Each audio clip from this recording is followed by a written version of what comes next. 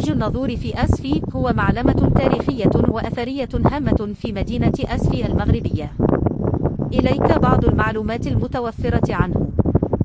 الموقع: يقع برج الناظور على جرف مطل مباشرة على مياه المحيط الأطلسي، ويتواجد عند المدخل الشمالي لمدينة أسفي في المنطقة الحضرية الجديدة سيدي بوزيد، وتحديدا على الطريق الساحلية الرابطة بين أسفي والوالدية، على بعد حوالي بضعة كيلومترات من وسط المدينة.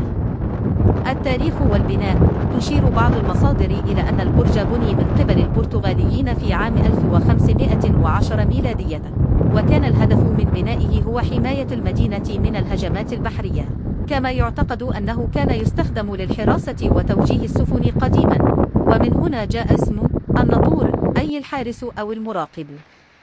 الأهمية: يعتبر البرج معلما تاريخيا يعكس تاريخ المدينة وحضارتها، ويعد من أشهر الوجهات السياحية في أسفي. يقصده الزوار للاستمتاع بالمناظر الخلابة المطلة على المحيط الأطلسي، خاصة أنه يقع على جرف شاهق. الحالة الحالية والتطورات: يواجه البرج والمعلمة حالة من الإهمال والتهميش في بعض الأوقات، وقد عانى من أضرار تتطلب الترميم. أصبح محيط البرج والمنطقة المطلة عليه موقعا هاما، حيث توجد به تجزئات سكنية تحمل اسم تجزئة برج الناظور، تابعة لمجموعة العمران في سيدي بوزيد.